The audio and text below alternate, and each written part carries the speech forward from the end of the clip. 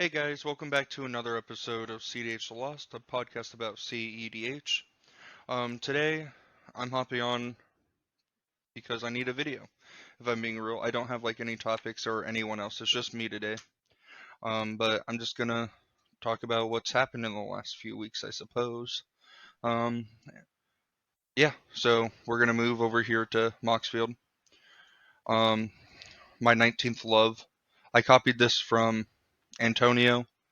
I just straight up copied his list. I made a few changes throughout the last few weeks, but I've been playing Rogsi, which has been pretty enjoyable, if I'm being real. I like the deck quite a bit. Um, but I have made a few changes, so I wanted to talk about that. Um, Let me just remove this card. Um, Maybe I can't do that. Oh, I'm not signed in. Okay, we're not going to remove the card yet. Anyway, changes that I've made. This isn't updated either. Let's just refresh this because I made some more changes even. Okay, recent histories. I guess I did not. Let me check the lands.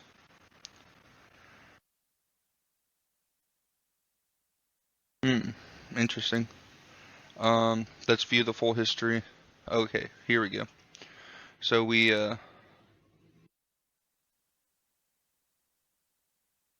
hmm, not saying the cards that we added.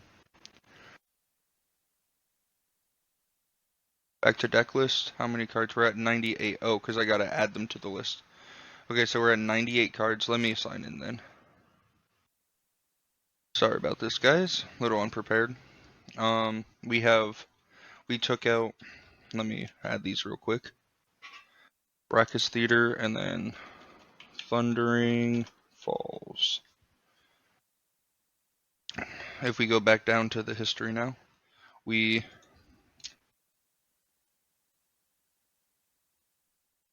took out Mana Confluence and City of Brass, and we added in Thundering Falls and Raucous Theater. So now we're up to 3 Surveil lands, all 3 that we can be running. I wanted to try it just to see if like it was doable.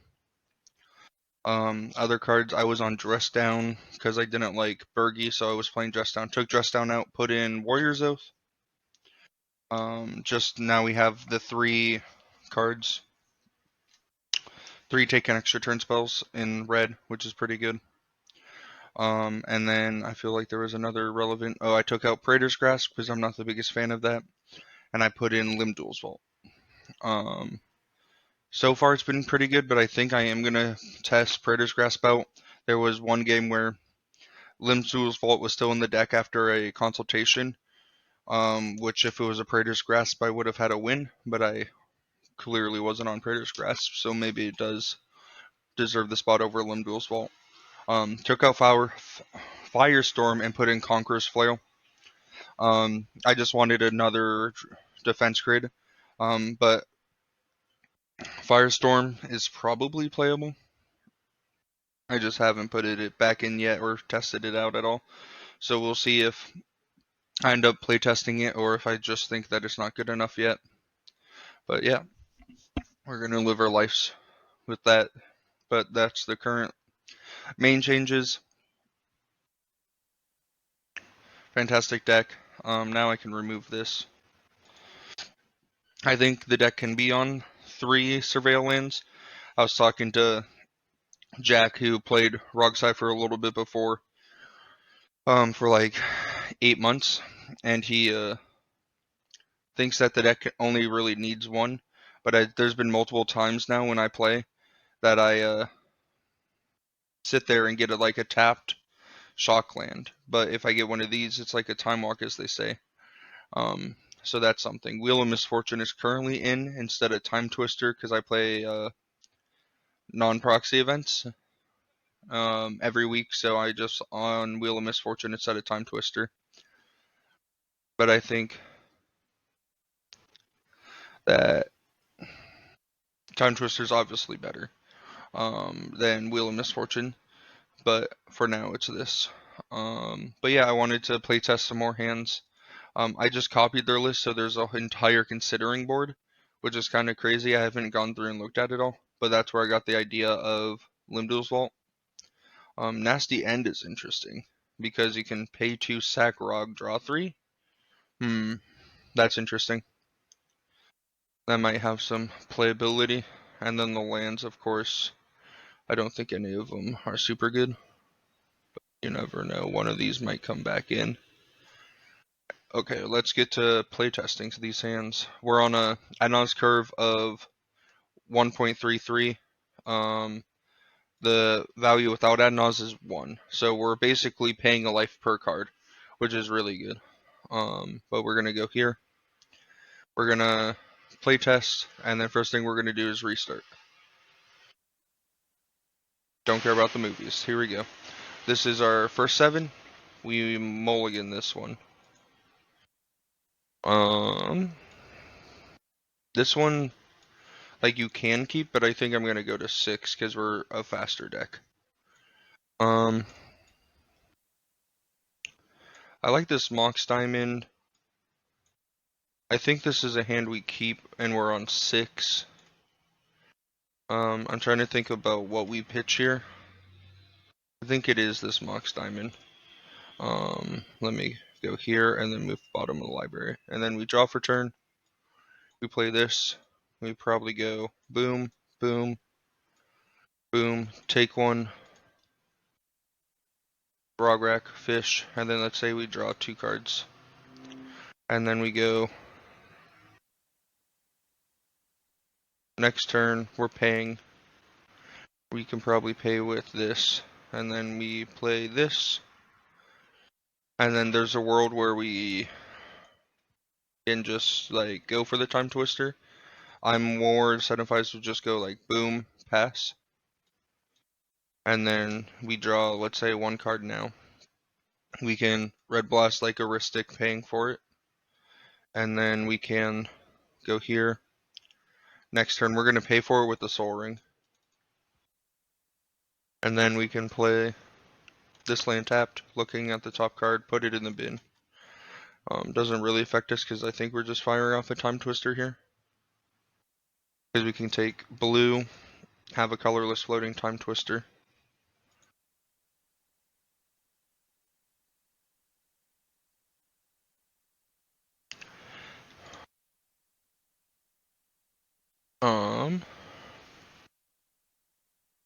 Draw X, that's 7. This was a pretty bad hand. So if we go back to what I was saying, Limduals came out for Praetor's Grasp, so this could have been a Praetor's Grasp, which still doesn't do anything for us.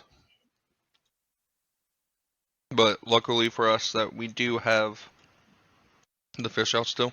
So let's say we draw 2 because we just filled up everyone's hands. And then I think we're letting the fish die.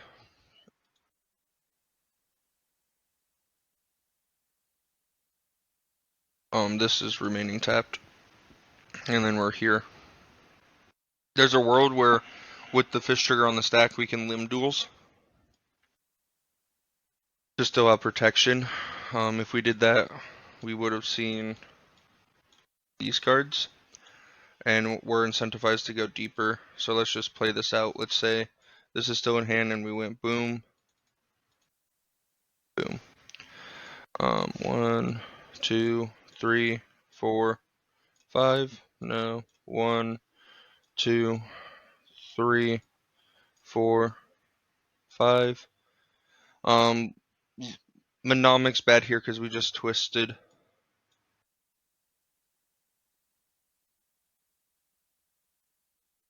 This is an interesting hand with Born and Final Fortune, but we don't have anything else pushing us, so we'll continue to go down.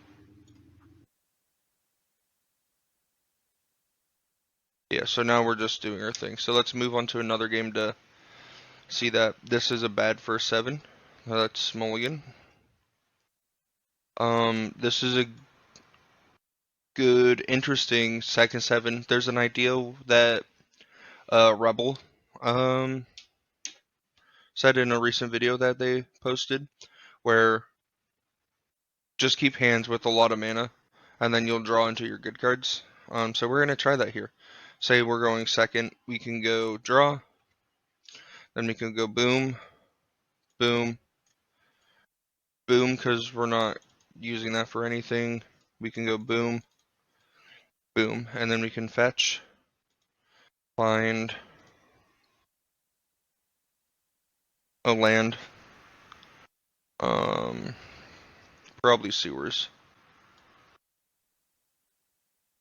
Enters tapped, and then we look.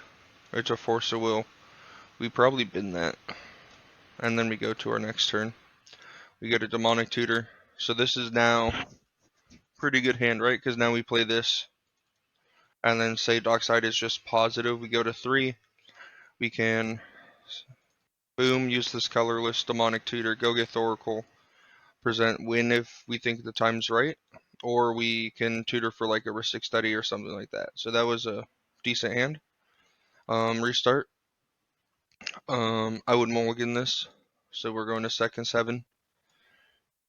This hand has the classic turn 1 wheel, which I think we're just going to keep on a second 7. There's a theory where we can keep this Born Upon a win, like not Windfall, but I think we're just going to go boom. Okay, now we might keep the Born, because now we can go boom, boom. Do we even play the Mana Crypt yet? We can go Polluted Delta, crack it. Go get Underground Sea. Oh my gosh, the mouse is hating me. Underground Sea, fish, and then just pass, draw 2 cards, let's say. And then next turn we're paying with this. Then we can go here, here. And then there's a world where we can just go boom, or we can wait and go something like Brack, Shock in, a Watery Grave.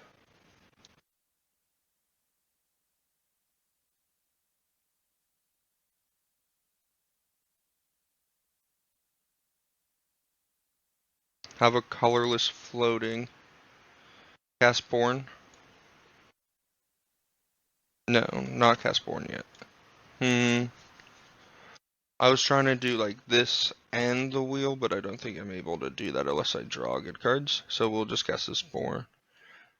Oh, but I won't be able to cast the wheel if I just cast Born here.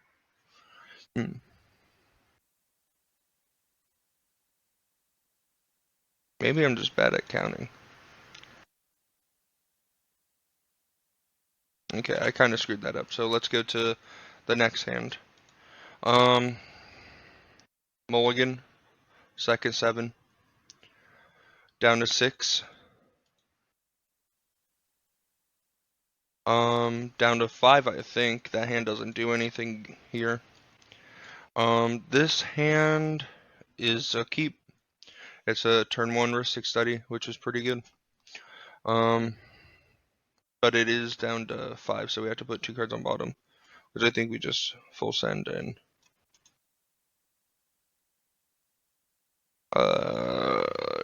Yeah, I think this is what we do. And then we go here, cast Rog, cast this diamond, pitch this, cast Springleaf Drum, cast Crypt,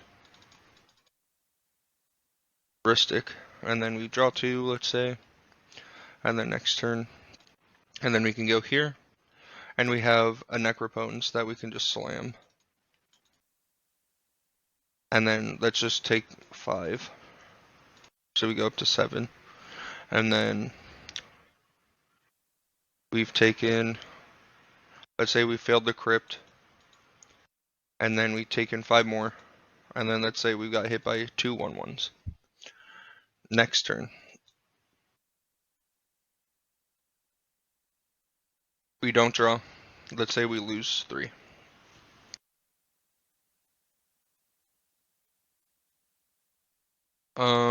Let's activate Necro for 24. And then let's see what we got. Immediately looking for a way to instant speed or take an extra turn, which it does not look like we got.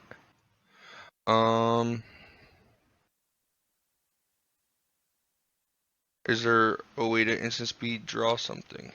Not currently. So we probably lose this game, but let's say we did it for the exact 2 more. Yeah, nothing. Cool, so we lost that game. That's okay, it happens sometimes when you're Rogsi. Let's do one more playtest hand, and then we'll talk about something different, maybe. I don't know what this video is gonna turn into. Alright, let's, mold second 7. Okay, now we're here. Looks like we're going to 6. This is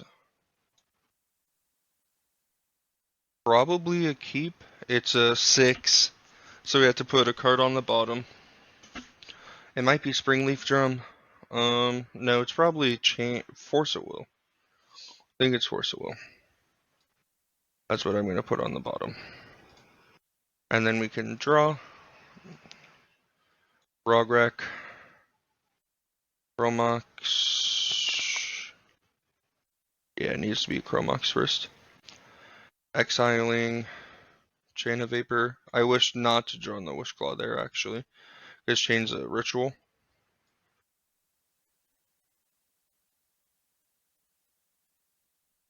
And then next turn, we draw a wheel. We just jam this, I think. Losing a life. Ad nos. And then we probably win here if there's no interaction, which it might be likely depending on your meta that there just won't be interaction, so let's pretend there's not, because that's cool. And then we 1, 2, 5, 8, 10, 12. It's interesting, 14, because we already have a lot of our rocks that we just might not find enough of them. 17, 19, 22, 23, 24, 25, 26, 27, 28, 31. So we're at 8, 6, 4. So left in the deck is Forcible, which is on the bottom, and then Beseech the Mirror that can kill us. We'll stop going down to 2 life.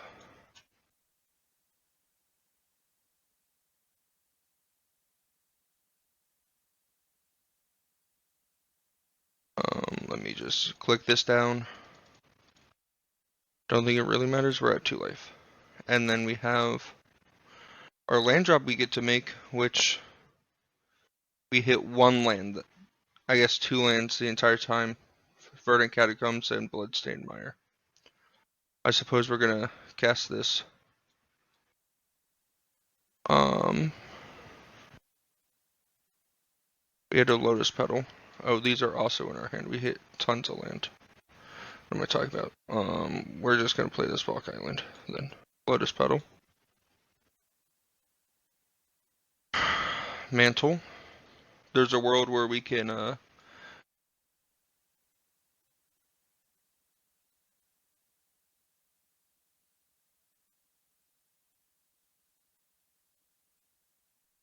sorry about that, the headphones died real quick, but we're back. Okay, so we played this. I think there's a line where we go boom, boom, Grim. Tap Grim. We'll have 2 floating to equip. Tap this for red. Cast Breach. Having 1 floating here. Did we fuck up? We might have.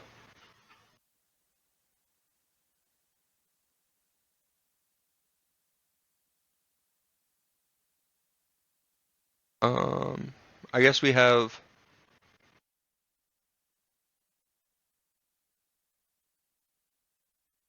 Force of Negation targeting that.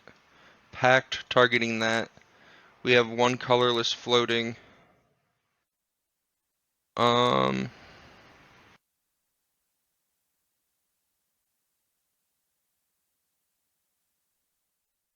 Oh, and ad nods goes to the bin. Perfect. Actually, because now since we have this colorless floating, we can exile the top 3 cards.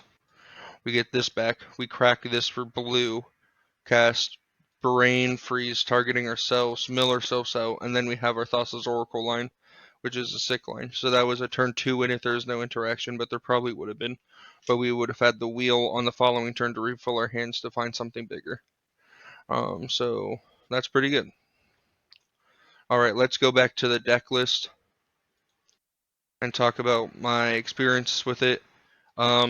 Really fucking good. I've constantly been pushing for turn 3, turn 4 wins, and then even if you go down hands, you'll find your risk 6 study and fish hands and then be totally fine, especially in the current meta where people are tending not to pay for it.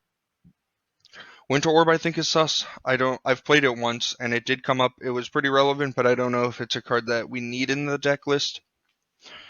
I want to maybe try Talion just as another card advantage engine, but then again it's a 4-drop for ad nauseas. So I don't know. And then I think I'm gonna download Magic Online, and then I can use like MTGO traders or whatnot to rent the deck out on there, and then I can do some leagues and get more experience with it. But that's the idea: is I'm gonna keep on grinding this deck, get better with it, find interesting things about it, and get better with it. So when I go to the tournaments, I'm prepared to play Adnaz, which I think is a relevant thing for me to do. I need to be able to play Rogsi at a high level if I'm wanting to top 4 win tournaments with it. And I have like a month before the next tournament I'm going to, which is exciting, nerve-wracking, terrifying. But yeah, that's what we're doing. We're gonna play test this deck some more. Maybe make a few more deck changes, but I'm liking how the deck is at. Maybe Bowmasters comes out. I've played Bowmasters once the entire time I've had the deck built, and it was the very first game I played. I turn 1, Bowmaster turn 2, wheeled, and took over the game with it. But other than that, it hasn't came up, so maybe it's a card that comes out. I don't know what goes in, but maybe it comes out. Yeah. But yeah, that's me. Um, Sorry there was no video on Friday. I wanted to do 2 videos a week, but I lost like motivation to do it. But I guess when I had the 4 or 5 videos come out consistently, I had like a weird drive to do it. I was highly motivated then, and now I'm just like not motivated or less motivated. I don't know what the real issue is. But yeah, that's part of the grind, and for anyone trying to do like anything competitive or like be successful at anything, there's going to be moments where like your outside life affects you, and whether it's like in my situation where like a relationship didn't go the way you wanted it to, or there's different outside forces like medically or really anything, or work's stressful, it will affect you um, in your hobby. Because at the end of the day, this is a hobby for me. I do want to strive to do the best that I can at it, but at the end of the day, it's a hobby. Maybe one day it'll be a job, but I have to view it as a hobby, and sometimes life takes priority over that. So that's where I'm at. Still love the game. Still love playing. We started brewing some legacy decks because we have the CDH local scene up here in Bellingham, Washington, is starting to do legacy. We're proxying out decks. It's been super fun. I built Mono Blue Martyrs as the first deck because it's super funny. Greg Hatch, shout out to Greg Hatch.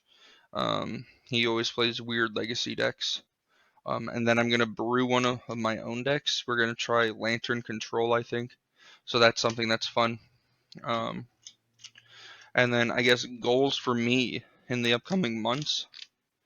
Um, Upload more, be more consistent uploading. I'm at least gonna get a Tuesday video out. I want to try always having a Friday video come out too, just depending on schedule, how stressed I am, how motivated I am.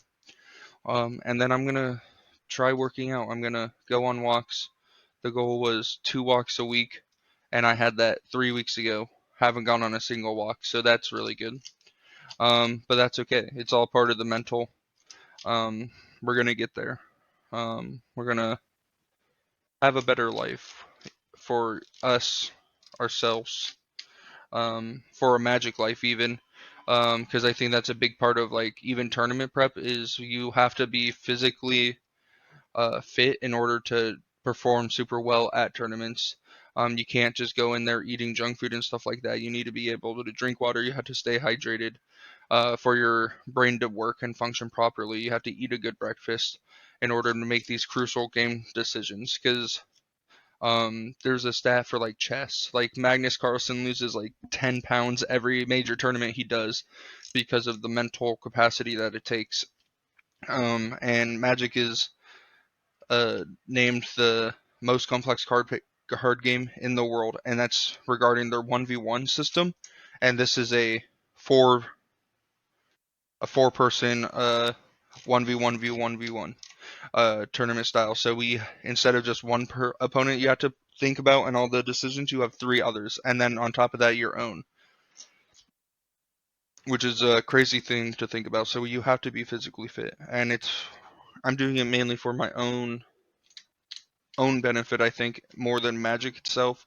But I found that if I do something and twist it towards having a Magic benefit, I'm more inclined to do it because it's a hobby and I feel like I have a relevancy in the community, where I can't like let people down. Um, so I'm more inclined to do things like if it's just like Bailey, you need to lose weight for yourself. It's like, okay, but I already hate myself. Why do I need to put myself in something that will hate me a little bit more throughout the process, even though I want the results? So I'm gonna try this whole thing of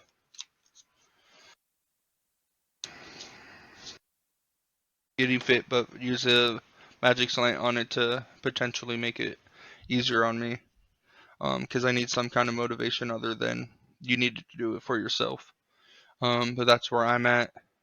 Um, yeah, last month and a half, 2 months, I've been struggling eternally with like self-image. Um, yeah, basically just self-image. Yeah, so that's something I need to work on. Um, which we're gonna get there. I'm kind of using this episode, I guess, as like a therapy, maybe. I don't know. But we're here. Oh, another thing about the deck that I've been thinking about is we're on all three talismans, and they tap for colors to lose a life and then add that color. Fellwar Stone is a Magic the Gathering card that does almost the exact same thing as they do in most pods, except you don't lose the life. So I might try that out just to experiment and see if that's anything relevant, um, or a better upgrade. But yeah, we we have about a month and a half to get into the right headspace. So that's what I'm giving myself. I'm giving me a month and a half of playing Rogsi, month and a half to figure out my life, month and a half to calm the nerves, month and a half to not have a mental breakdown at a tournament, a month and a half to become the best version of myself I can for that tournament. And then after that, we have 2 weeks to have better mindset, better person, better player, better results. Because this is, as much as it's already the 5th month in this year and I haven't put up great results, this is my year. This is my chapter is what I'm making it in the Magic world. At least I'm gonna be playing good decks. Maybe Fibble will come back for another tournament, but mainly Rogsai, mainly good decks. Blue Farm even, Kenrith, Sisay. I'm brewing a Sisay deck that the video got corrupted. That was really fun. But we're doing things, okay? That's that's a video. Thank you for watching. Like, subscribe, share, do whatever you want. It doesn't really matter to me. I'm using this as my own little treat of break of life and all the things I'm dealing with. So thank you all. But that's the video. Hopefully you enjoyed.